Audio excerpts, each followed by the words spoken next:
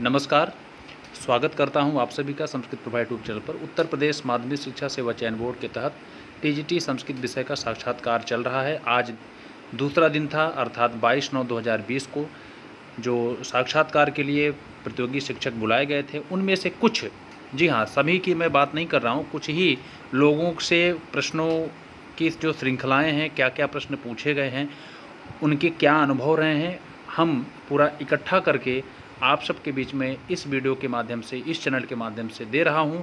आप सब भी इसी तरीके से अपनी तैयारी जारी रखिएगा, डरने की कोई आवश्यकता नहीं है, बस पूरी व्याख्या आप देखिएगा, सुनिएगा। जी हाँ, मैं उत्तर नहीं बताऊंगा, लेकिन आपको उस टाइप में किस प्रकार से प्रश्न उठ रहे हैं, कैसे प्रश्न पूछे जा रहे हैं, किस प्रकार से आपको जवाब देना है, इन सभी बिंदुओं पर बात करेंगे। तो चलिए बात करते हैं प्रश्नों पर। यहाँ से देख सकते हैं, देखिए सबसे पिछले वीडियो में भी, अर्थात जो 21 तारीख को साक्षात्कार हुआ था, पहला दिन, उसमें से भी इसी प्रकार से प्रश्न पूछे जा रहे हैं। ले दे करके कुछ भी नया नहीं है, जो आपके पाठ्यक्रम में है उसी से प्रश्न पूछे जा रहे हैं। तो एक नया सवाल आया है, राष्ट्रगीत याद कर लीजिएगा। जी हाँ, आपके लिए मैं बता दूं कि 4 लाइन का जो भी है वंदे मातरम है, आप उसको गीत गा लीजिएगा, थोड़ा सा गुनगुना लीजिएगा, 2-4 लाइन उसको आप याद रखिएगा, ठीक है।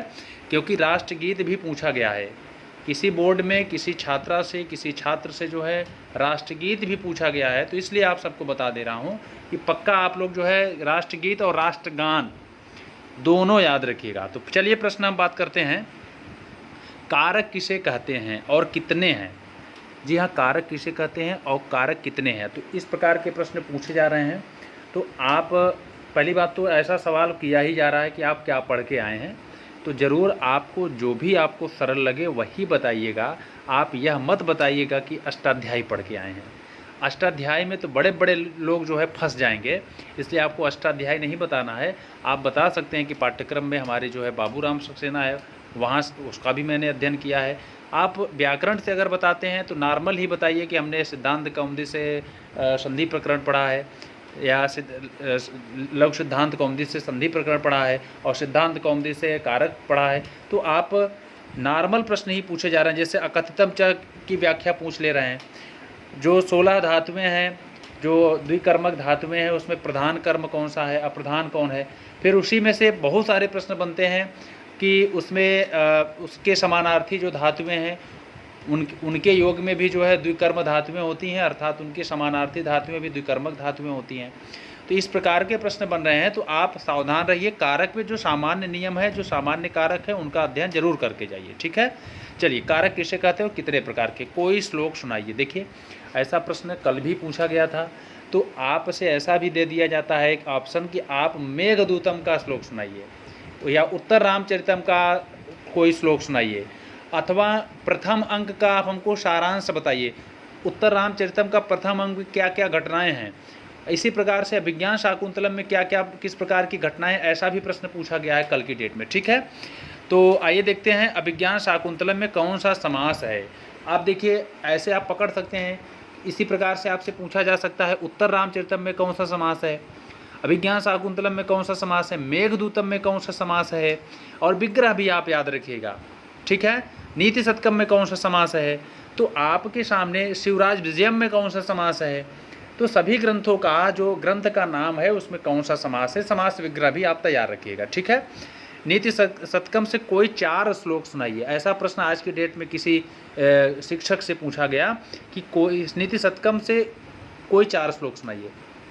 4 मतलब पूछना चाहते हैं, पद्धतियाँ ज़्यादा हैं, बड़ी हैं, तो कोशिश करिए कि आप अलग अलग पद्धतियों से एक एक श्लोक सुना दीजिए।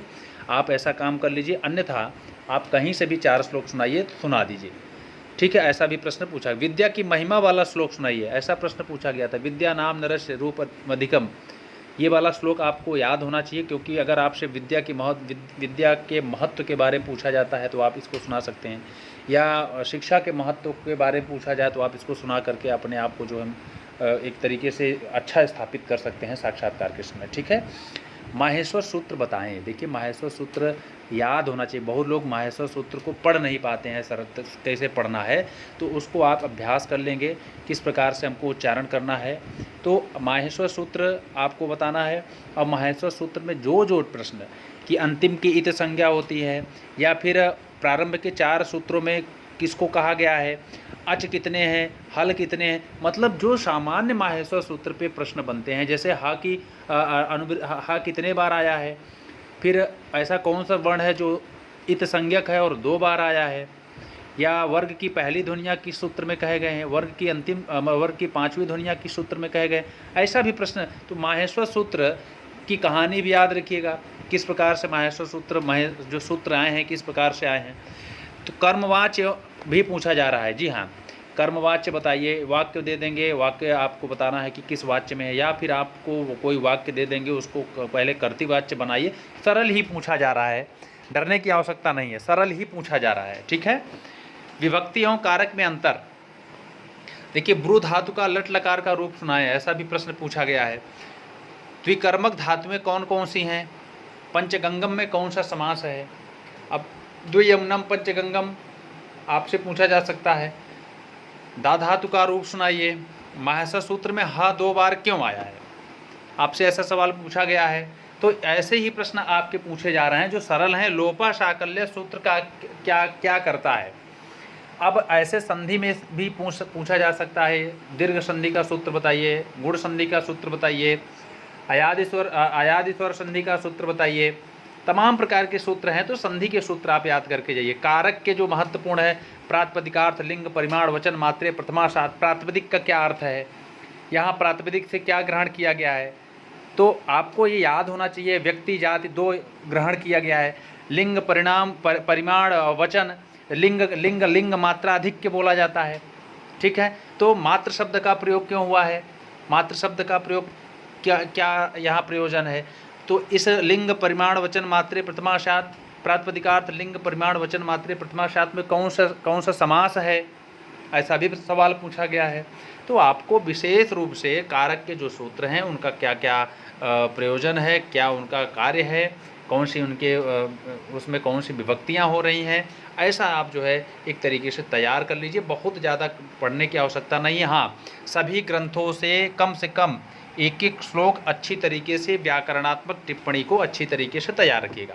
आपको कठिन श्लोक नहीं उठाना है, आप सरल श्लोक ही रखिए जिसमें से आप अच्छे तरीके से उनका अर्थ, अन्वय, व्याकरणात्मक टिप्पणियाँ, या आप से कहा जाए कौन सा अलंकार है, कौन सा छंद है, इसमें कौन सा छंद है तो छंद का लक्षण बताइए, आप आसानी से बता लें, ठीक है। तो आप इन प्रश्नों को, ये पूरे आज की डेट में जितने भी साक्षात्कार चले हैं सभी का नहीं है, इसमें से कुछ लोगों का ही है प्रश्न। आप इससे आंकड़ा लगा सकते हैं, बस अनुमान लगा सकते हैं, ठीक है। तो मिलते हैं पुनः वीडियो के साथ। आप सबसे उम्मीद करूंगा कल के डेट में जो भी जिनका भी आज की डेट में साक्षात्कार था, अगर उनके पास और भी प्रश्न हो तो ज़रूर कमेंट बॉक्स में कमेंट कर देंगे। और साथ ही साथ अगर कल की डेट में जो साक्षात्कार दे करके आएंगे उनसे भी निवेदन है कि इसी वीडियो में आप अपना समस्त जो है कमेंट बॉक्स में प्रश्न सब लोग लिख करके भेजने का कष्ट करें। इतना सहयोग जरूर करिएगा। मिलते हैं दूसरे वीडियो के साथ। धन्यवाद।